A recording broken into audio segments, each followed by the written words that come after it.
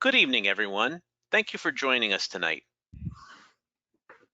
Welcome to the Evexia webinar series. Our topic for tonight is food allergies, intolerances, and chronic health conditions, part 2 in a 3-part series by Infinite Allergy Labs. My name is Christopher Chu. I am the Director of Marketing for Evexia Diagnostics and will be your host for this evening. Today, I have the distinct pleasure of being joined by our guest, Dr. James Laval, who will be our presenter for this webinar. Dr. Laval is a clinical pharmacist and board-certified clinical nutritionist with over 30 years of experience in wellness, prevention, and disease state management.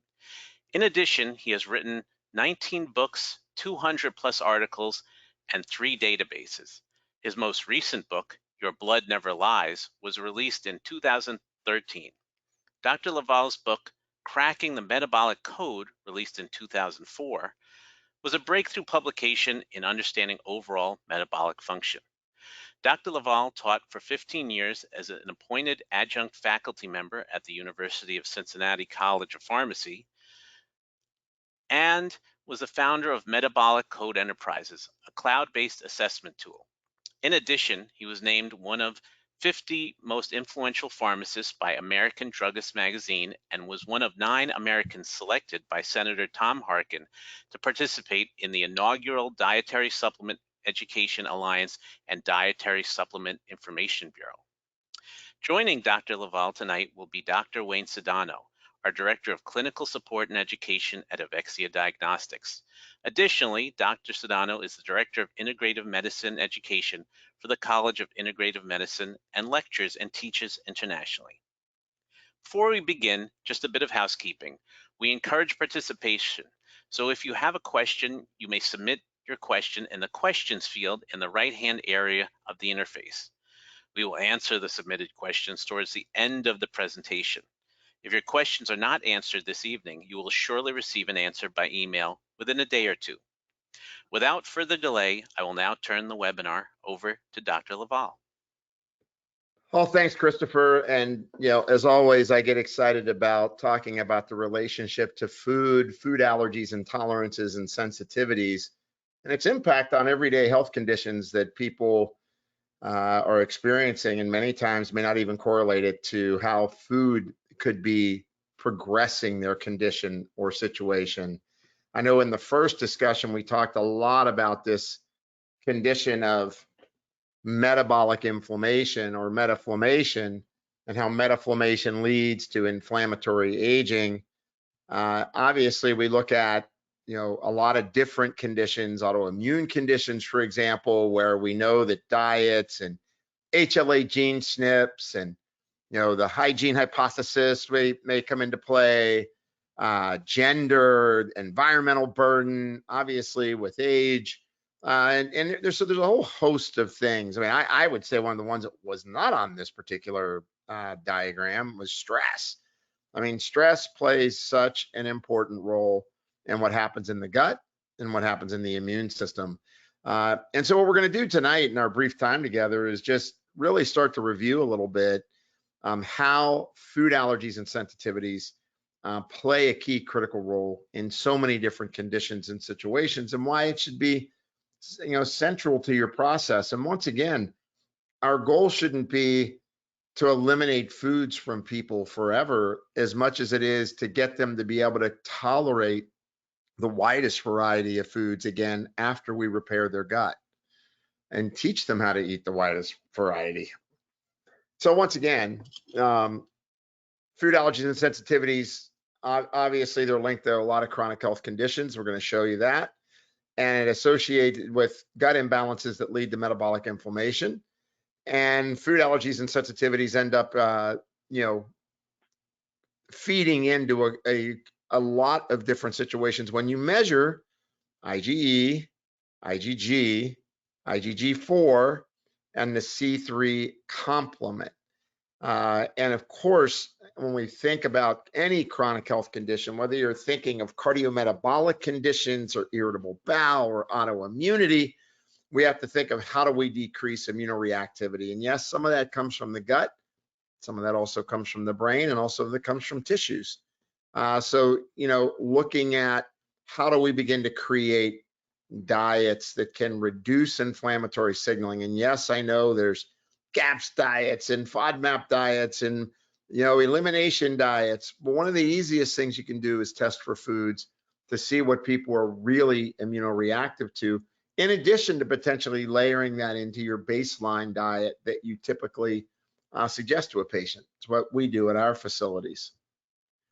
And there's a lot of different conditions that food allergies and sensitivities can feed into, and I just listed them here. I'm not going to read these off, but it's obvious. I mean, I still remember somebody coming to me in my big institute in Ohio.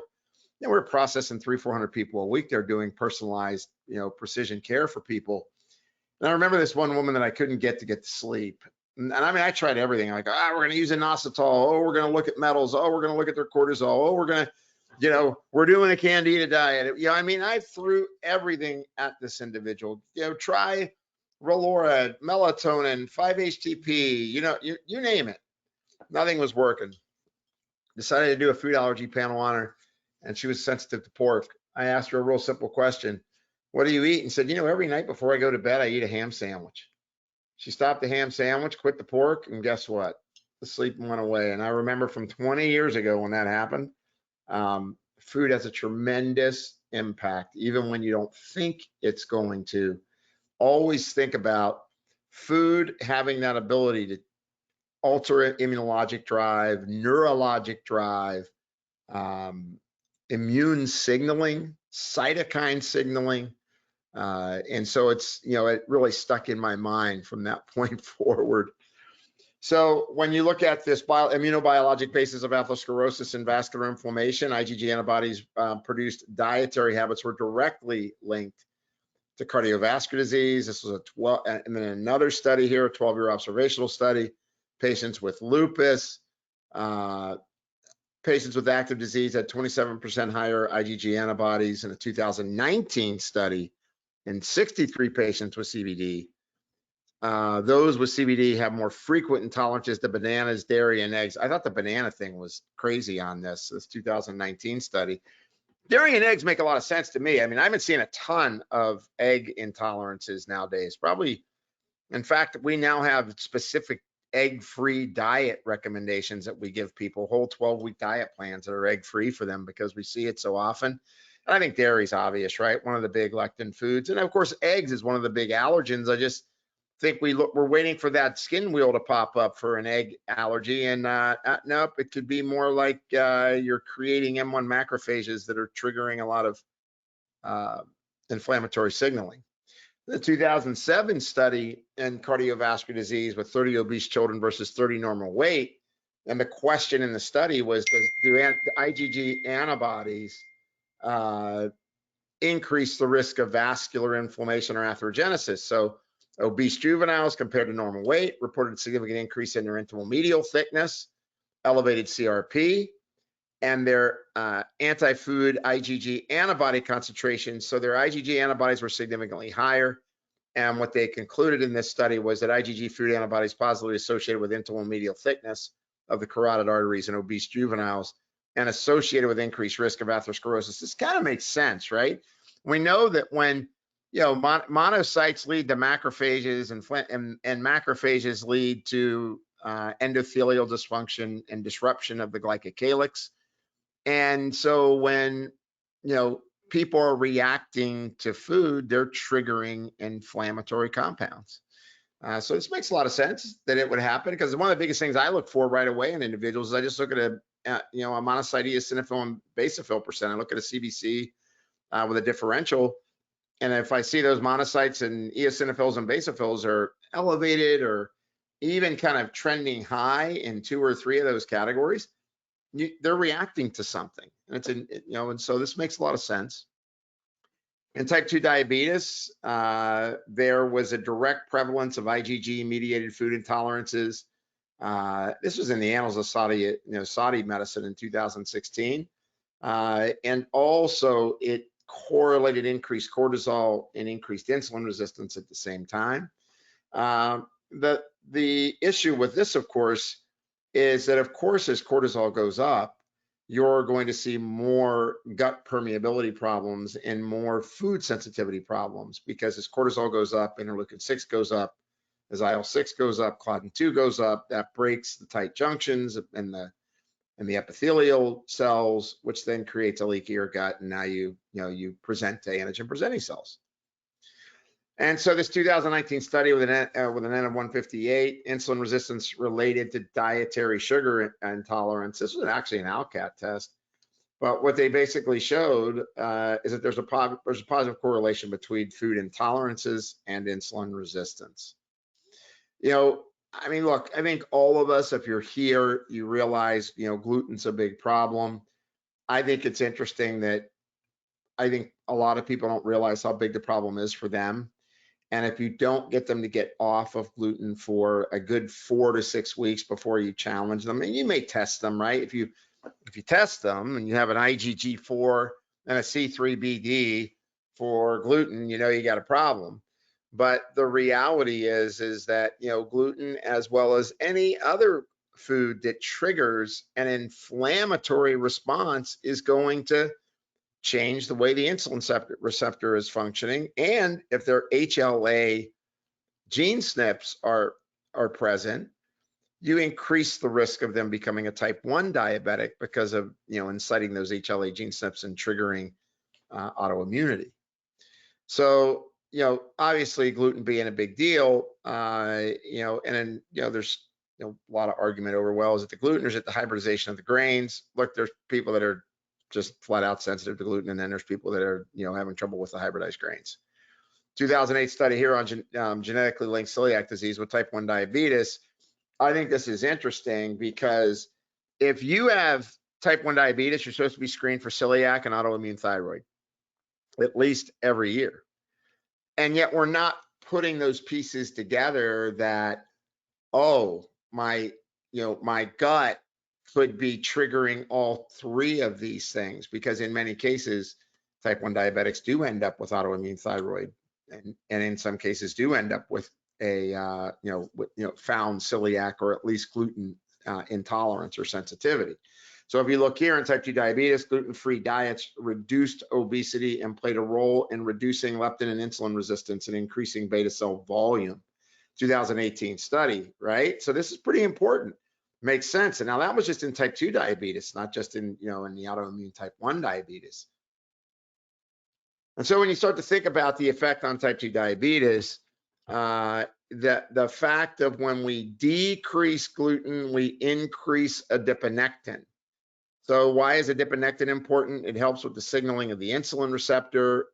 It is a marker for oxidative damage. As that diet as that adiponectin goes up, pro-inflammatory cytokines and adipokines go down.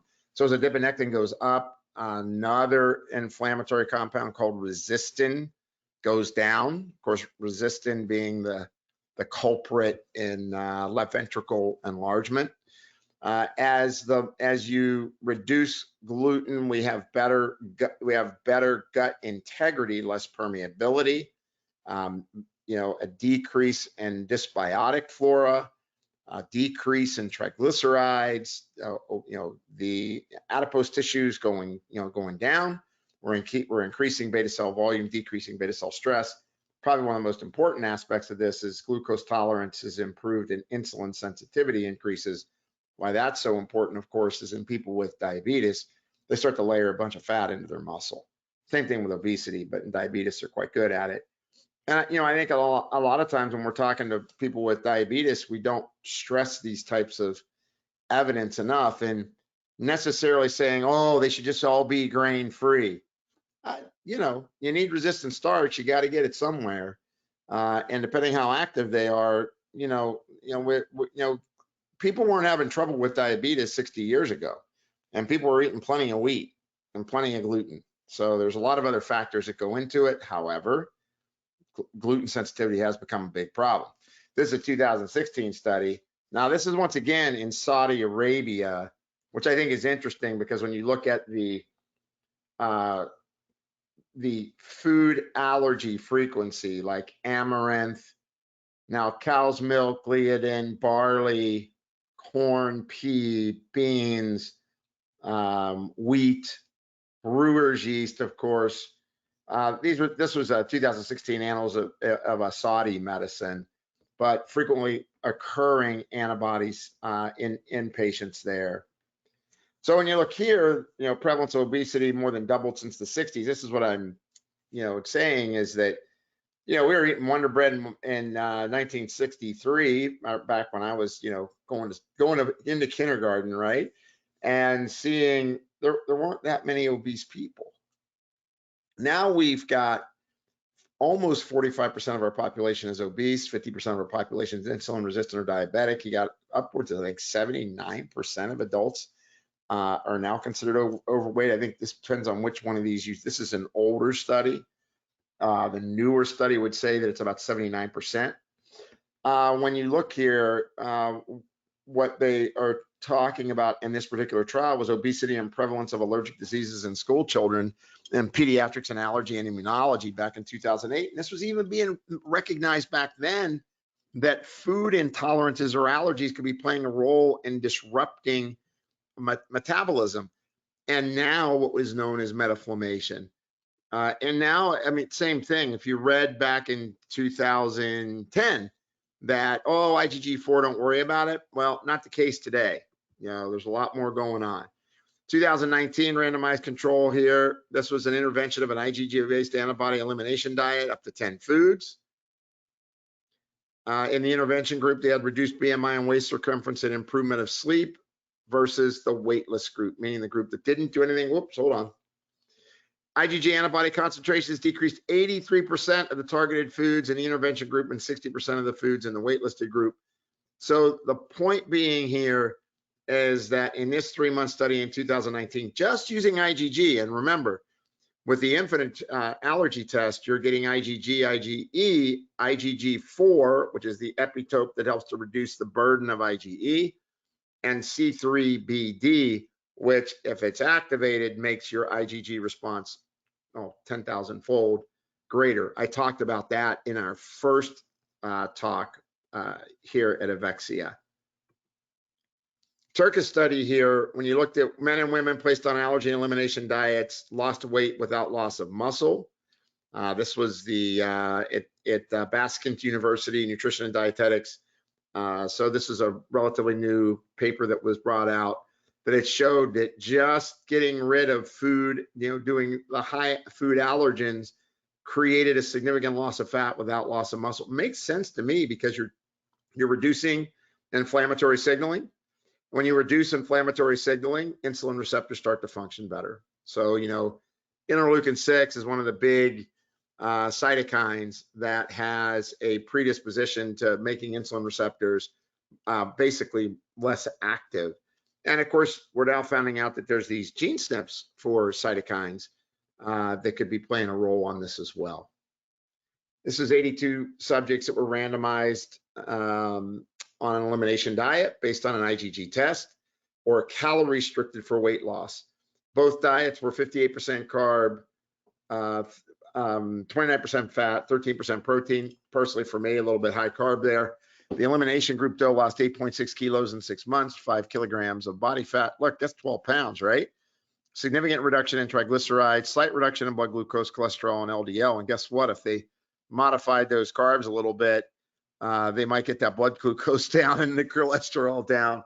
Calorie restricted 1 kilo in 6 months, lost no body fat, increased blood glucose, slight reduction in cholesterol and triglycerides. So there are studies coming out now showing the value of this. And so I think it's important just to note that, look, this is an easy test for people. People whose guts have low diversity in bacteria have higher levels of body fat and inflammation versus those with high gut microbial richness. So yes, the microbiome does make a difference.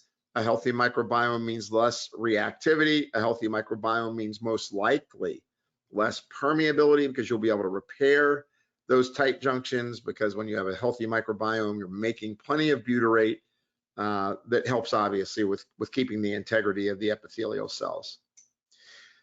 So when you look at hypothyroidism, for example, I thought this was an interesting conclusion back in 2017 in Journal of Nuclear Medicine, that basically it wasn't clear whether a gluten-free diet can prevent autoimmune disease, but but autoimmune Hashimoto thyroiditis patients, or with or without, we're able to have from a diet low in gluten, we're actually able to slow the progression in the disease complication, right? So, this is, whether it's chronic constipation, this was a big, I think, an interesting study from 2017. It slows the progression. So why not get rid of, because look, once you have a gluten intolerance, your gut's permeable. You're going to be reactive to other things. You guys have been testing people with food already. You know that people may be reacting to almond, or they could be reacting to broccoli. Find out what they're sensitive to.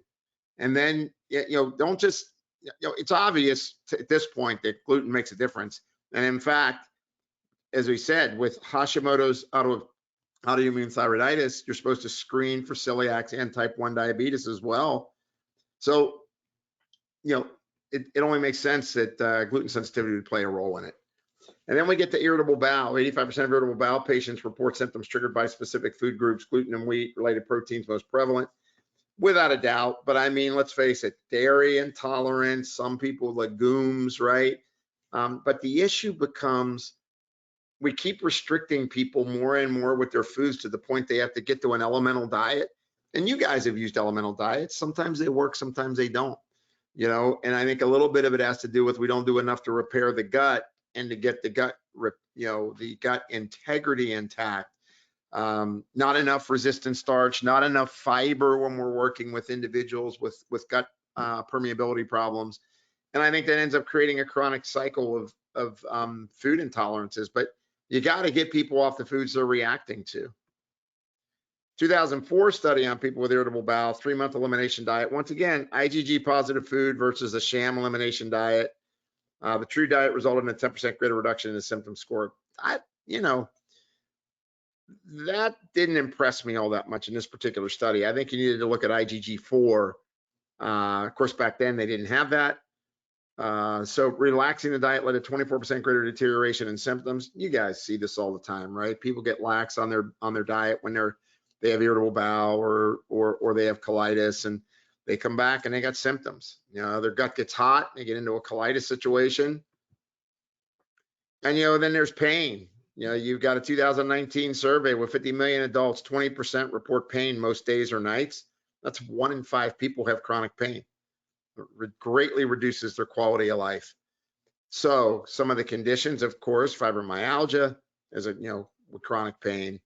And it's complex, but what we know now is that the microglial activity, so activation of the microglial in the brain, has a role to play, and that activation of neuroinflammation travels via the nervous system, the enteric nervous system, right? And then affects the gut. So it's bidirectional, right? You can have pain triggered from the gut, and there's plenty of papers now showing that. So why wouldn't we look for foods that are triggering inflammatory signaling in the gut in order to reduce pain symptoms? And look, we've all had patients where we took people off of gluten and dairy and, maybe found a corn allergy, or I've had almond, right? And oh my God, I thought I was gonna need a hip replacement. I don't have any pain more. I'm hiking up and down a mountain now. I mean, we see that stuff all the time.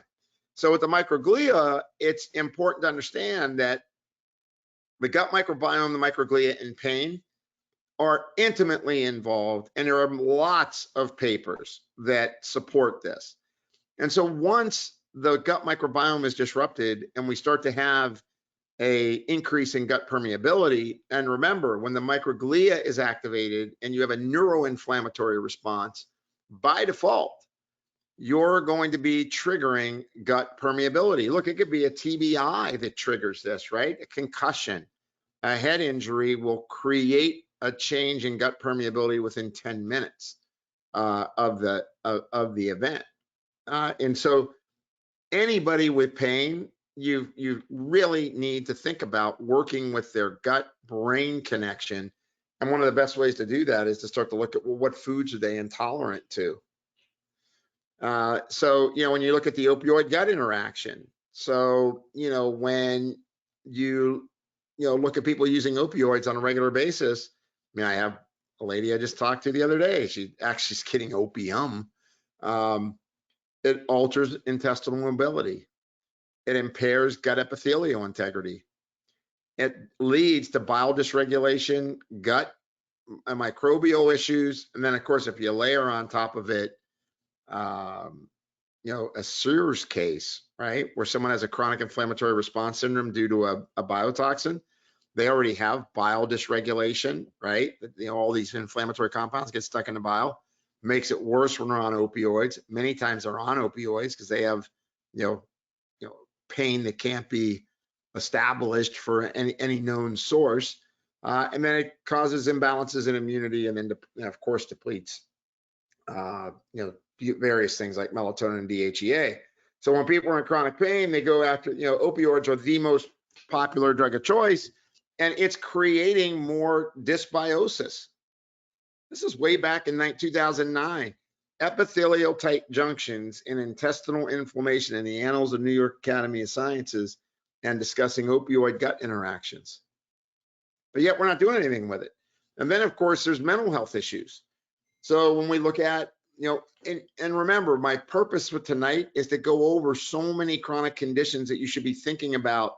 We could have spent the whole time on cardiovascular disease and talking about, TMAO upregulation and carnitine, and how that affects the lining of the gut. And I mean, there's a bunch. You could go deep on every one of these, but we've only got 3 sessions together. I want you thinking about the gut and food interactions in everybody. So when you look at this, 26% of Americans suffer from a diagnosable and mental health disorder: anxiety, depression, OCD, schizophrenia, bipolar, ADHD, adult ADHD. I love that. I was perfectly functioning well as a child. All of a sudden, as an adult, I got ADHD. Of course, addiction is a big issue.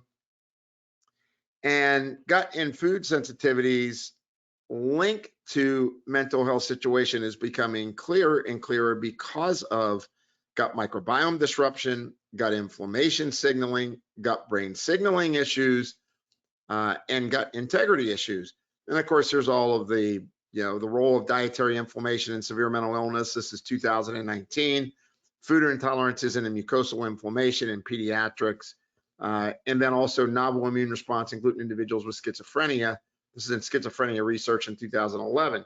So look, we've come of age now, guys. I remember when I first started doing food allergy testing, oh my gosh, 30 years ago almost. You're a quack. What are you doing at this center with your doctors? Now I think that the evidence is pretty overwhelming. So, when you look at increased peripheral and systemic markers of inflammation and disrupted enteric nervous system with poor crosstalk, it's related to excess saturated fats and simple carbs.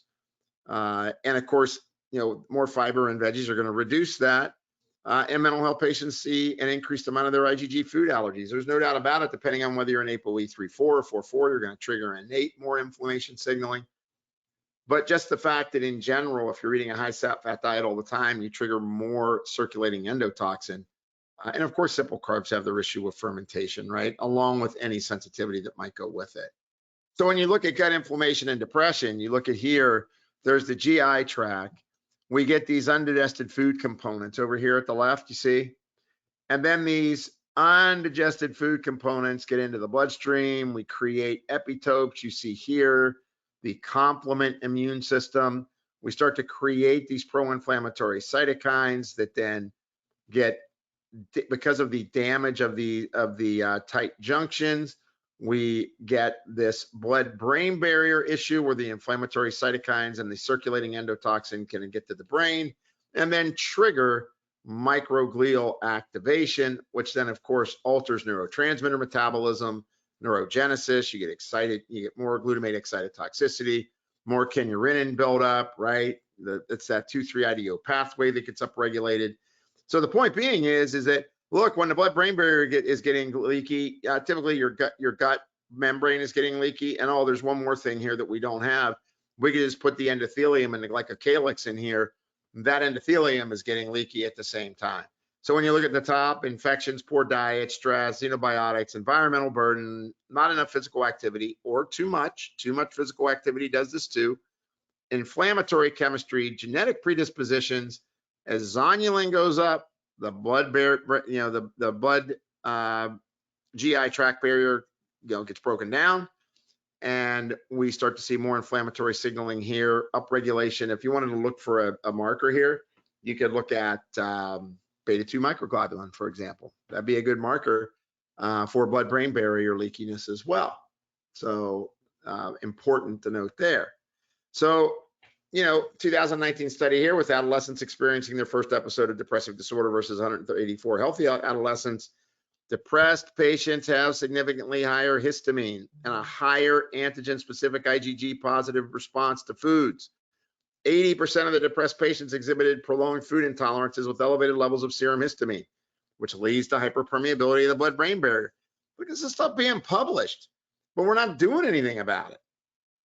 It's like we need to work with mental health professionals to adopt better hygiene and teach them about hyperpermeability of the blood-brain barrier and the issues around, increased histamine.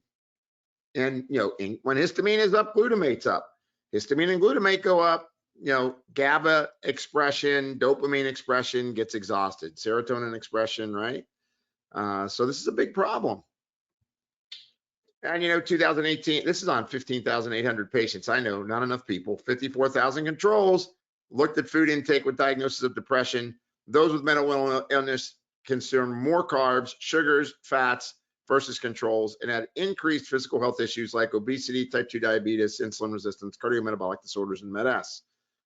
So this was a population scale study on nutritional intake, on inflammatory potential in severe mental illness. This is World Psychiatry 2018.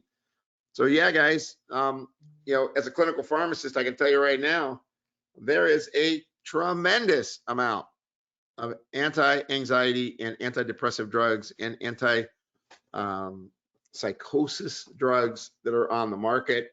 They're increasingly being prescribed, and we're just not getting it done working on teaching people how to eat. When I say teaching people how to eat, what I mean is eat for a lifestyle. Let's heal their gut.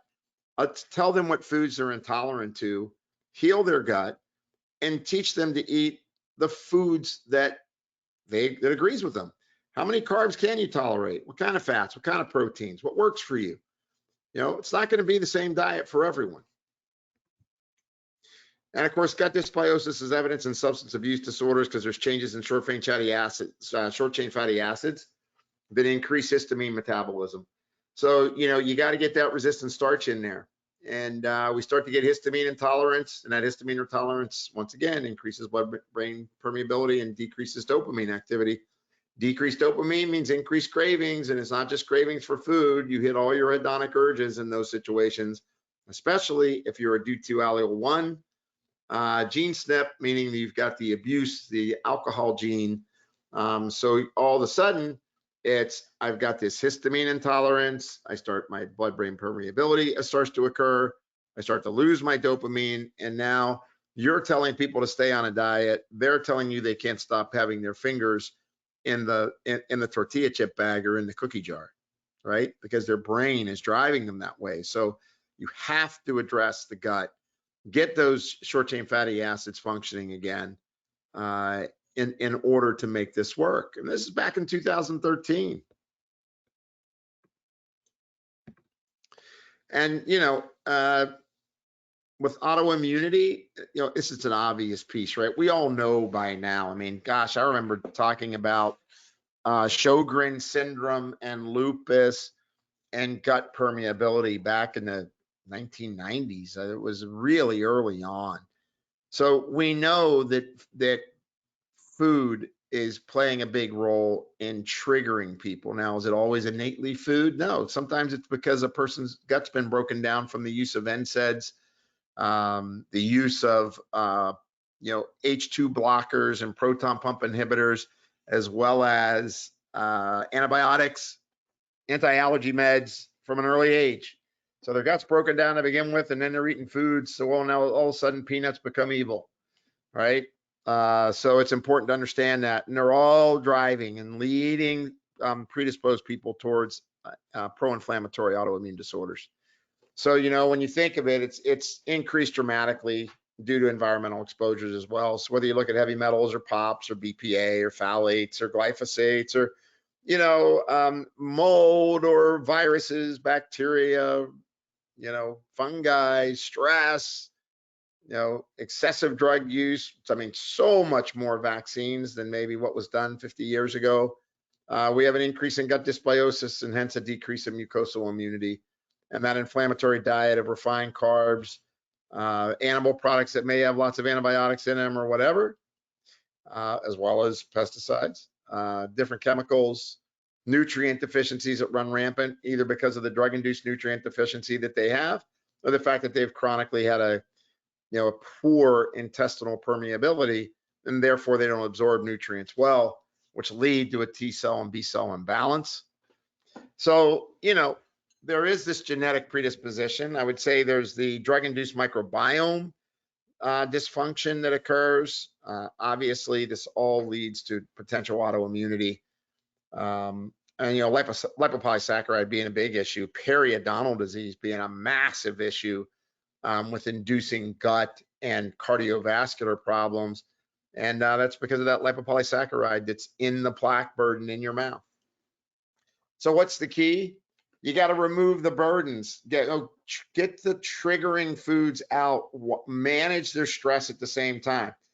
I teach this all the time. If somebody's stressed out, you can change all the foods you want, but if you don't decrease their cortisol response, you don't calm their sympathetic dominance, you don't balance the parasympathetic with sympathetic so that your vagal tone's corrected and you have a homeostatic immune system in the brain, you're going to have a hard time correcting the gut in the long run. So yes, you need anti-inflammatory diets. Yes, we need inflammation diets. Yes, you need to trigger their foods and check for their foods. Absolutely essential. In addition to that, you got to think about that stress response. And then it may be that step 2 is look at environmental burden, or maybe they have all the hallmark signs of SIRS and you want to look at that. That's fine.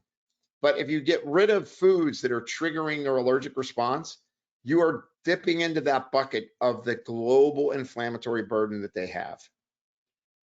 And so when you look at this 2018 study on 100 patients with diagnosed autoimmune disorders with high levels of antinuclear antibodies versus controls, food intolerance profiles in autoimmune patients, they were clear. They had much higher food intolerance issues. And they had much greater reactivity to multiple food epitopes in autoimmune patients versus control, and their IgG levels significantly increased in autoimmune patients. I would say look to IgG4. There's lots of papers now starting to point at IgG4 levels as being the real trigger to autoimmune diseases, but this is a nice 2018 study. So this is a 12-year observational study. Patients with active disease of lupus had 27% higher IgG antibodies. It's back in 2015. So when I hope what I'm getting across to you guys, I know what you see in your caseload every day because it's what I see. I got rheumatoid arthritis, psoriatic arthritis, MS. I've got irritable bowel, colitis cases, metabolic syndrome cases, people that can't lose weight no matter what they think they're doing with their health. Obviously SIRS cases. Autoimmune, it's rampant. And if we don't start to test and really get the broadest test, and here's what's nice about the infinite allergy test. You have Medicare, Medicaid, pays for it, insurance billing accepts it. I think that's great. And you've got a highly reproducible test. And of course, the gut is a source of inflammation. My gosh, how long if you're all listening here through Evexia, because I know the quality of education that you get here, we know the gut's the source of inflammation. It creates a tremendous amount of inflammatory cytokines, which then also allows for that leaky gut, which then creates bacterial translocation, which drives autoimmunity. So translocation of gut pathobionts. So as you're reacting to foods and the gut's getting permeable and you're allowing for bacterial translocation, all of these things are moving together. So why is it so important to test for foods? Because it's that first step in the chain of breaking that chain of inflammatory signaling. And so, we've got this microbiome that we're trying to, regulate. So this is Current Opinions in Immunology in 2018, right? So this is the thought that we get alterations in our hormones. So me in particular, cortisol, elevated insulin. Think of neurotransmitters like excess adrenaline and noradrenaline triggering, more inflammation signaling, more IgA, IgG. So we see secretory IgA issues. You start to notice that in the alteration of the gut microbiota. And all of this is swirling around. And what happens is, oh, no. You just need to get hormones. You just need to get your cortisol right. You just need to do a food allergy test. Well, the reality is you kind of got to look at all of it and go, let me get the burden off of the allergic response people are having or sensitivity response.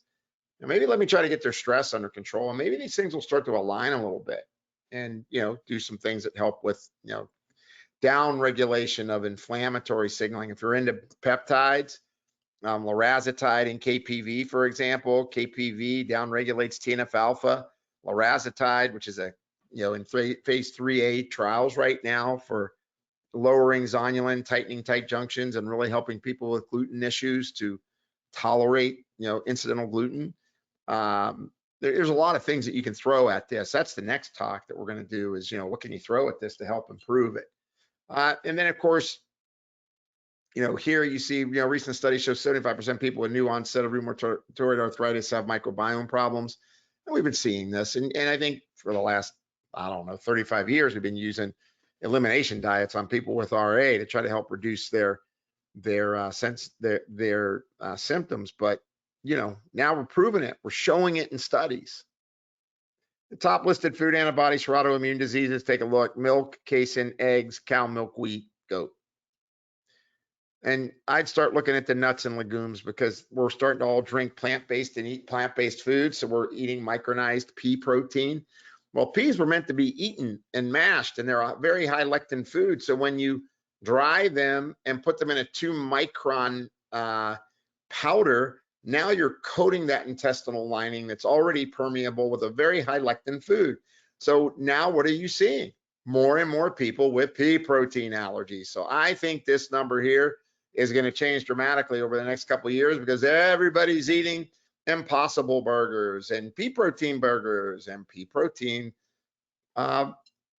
protein drinks and pea protein bars. And it's one of those things where we forgot about diversity of creating plant food. If we're going to do that with proteins, you can't use such a high lectin protein like pea as your primary driver, even though I know it's manipulated very well.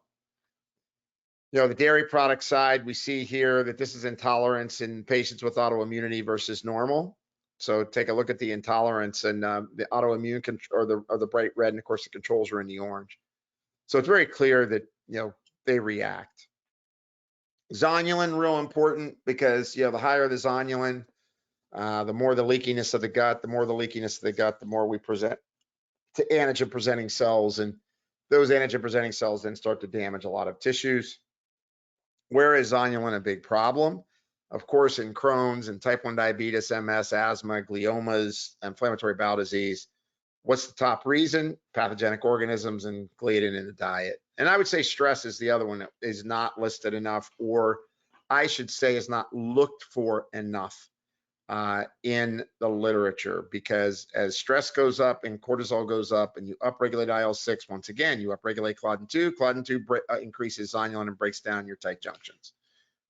And so if you look here, what we see, and this is not a really clear slide, and I apologize for that, but if you look here, you see these antigen presenting cells under the impression of HLA-DQ2 and HLA-DQ8.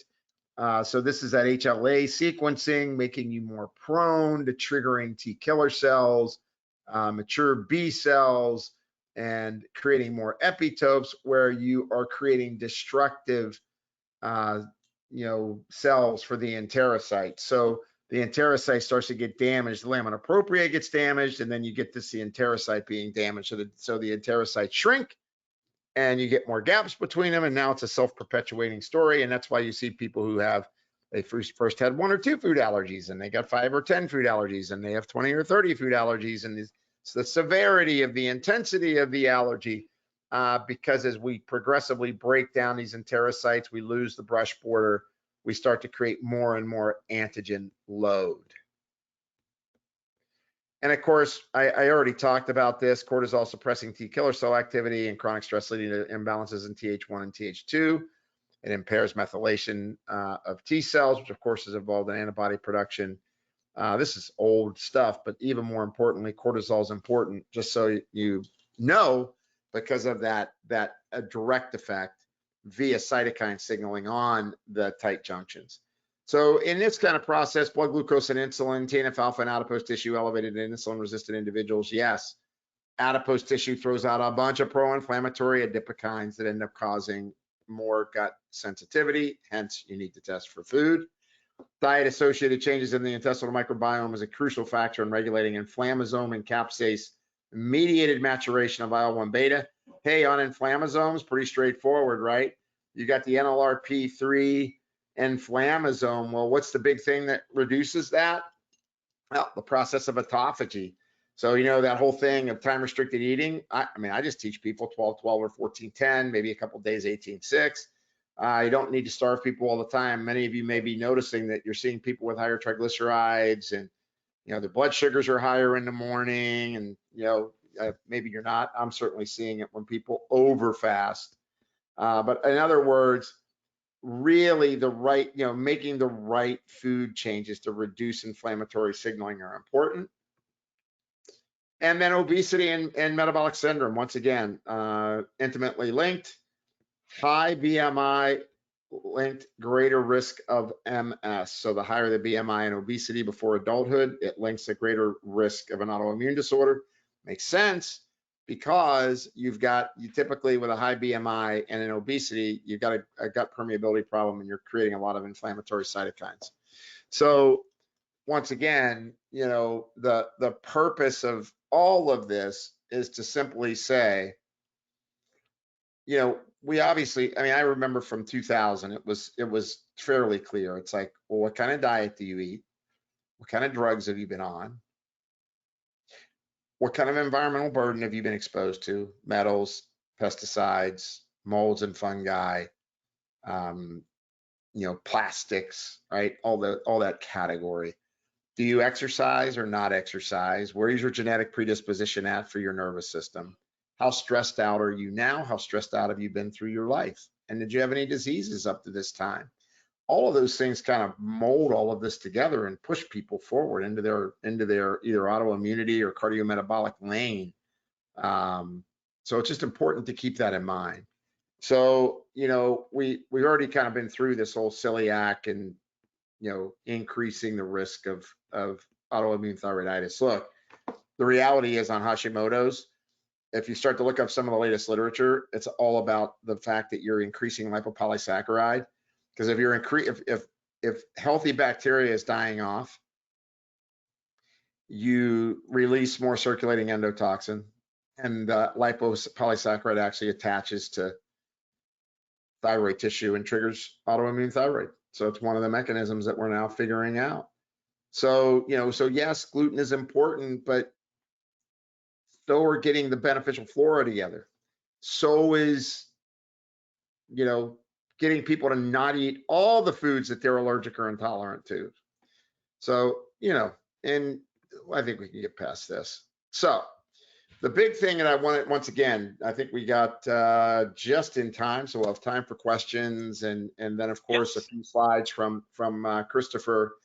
Yeah. So yeah, exactly. Thank you, Doctor. That was so informative. We'll take questions now. You can submit through the questions section. Type your questions in. Doctor will ask them. Dr. Sano, do you have any input on what you've just witnessed? Yeah, this was fantastic. Fantastic. I'm waiting for part 3, Doc. So, well, that's going to be the fun part. It's like, how do we heal all this mess? Yeah, it's wonderful. Great tip on the Hashimoto's with the lipopolysaccharides. Hopefully, you all have heard that and heed that. That's wonderful information. Thank you. Okay, so well, it appears you've done such a comprehensive job that there aren't any questions. So we'll just move on to the next slide, Yes, Doctor, if you sir. will. Yeah, just tell me when you want me to Sure. forward them. There Thank we you. go. So right now we're just going to talk about a feature that we offer at Evexia for our clinicians. It's called Ask the Doctor. It's a free service where Dr. Wayne Sedano, who you just heard from, will review your test results, clinical conditions, and give recommendations. It's a free service. You just log in.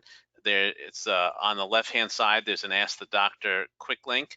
You go there and you would schedule a chat. You can schedule a chat session for an additional fee, or for free you can email the doctor and he gets back to you pretty quickly. Is that true, doctor? Yeah, Pretty usually fast. that same day, unless it's you put something in at 8 o'clock at night, and I'll catch it first thing in the morning. Right, exactly. Actually, let's just see here. The next I one. did get one question from a Oh, Steve. okay.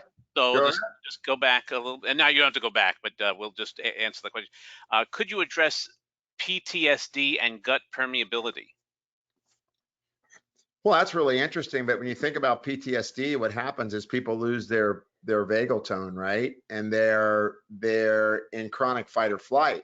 So when you're in chronic fight or flight, by default, your gut becomes more permeable because you lose the role of acetylcholine in balancing your parasympathetic tone, right? This is the same thing happens in dysautonomias, like people with POTS syndromes, right? They've got high heart rates, they react and their adrenaline flares. When that's happening, you're going to have a permeable gut. So EMDR, right? Get counseling, and you have to work the brain and the gut together. So I like, for example, in PTSD, I actually use kava because, especially if it's PTSD in a woman, you think about calming down the amygdala center. Obviously, there's other things you can do, whether you're thinking about, progesterone, or there's peptides like Celanc or CMAX that actually help with PTSD that you can do intranasally. But you have to balance those two together in that situation because it's a very chronic situation of accelerating enteric nervous system signaling, continually in the individual. I hope that helps. I mean, that's a little bit of a complex question, but it's you got to work them together because you'll never really get that person's brain to calm down otherwise. Great, fascinating. Proceed to the next slide, doctor. Okay, so now that we've learned about food allergy and chronic health conditions, I would like to review how to order the testing before concluding the webinar.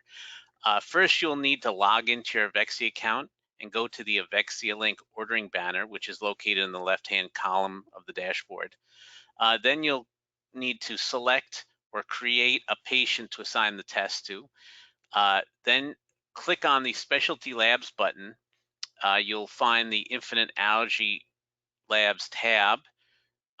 Open that and select the Infinite Allergy Food allergy or sensitivity related tests that you want to assign. And finally, complete the test order by clicking the green place order button. It's just that simple. Next slide, please, doctor. Okay. For any questions or issues you may have, please contact Evexia Diagnostics by email at info@evexiadiagnostics.com or by phone 5 days a week at extended hours, 8 a.m. to 8 p.m. Eastern Time at 888-852-2723. A recording of the webinar will be available by email in the next few days. Next slide, please. Okay. So I just want to thank you, Dr. Laval and Dr. Sedano, for this informative presentation. A reminder that part 3 of this series is scheduled for August 17th, so that's coming up in a couple weeks.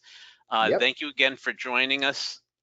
Until next time, from everyone at Evexia Diagnostics and Infinite Allergy Labs, stay healthy, stay safe, and we wish you all the best on your pathway to wellness. Thank you, everyone.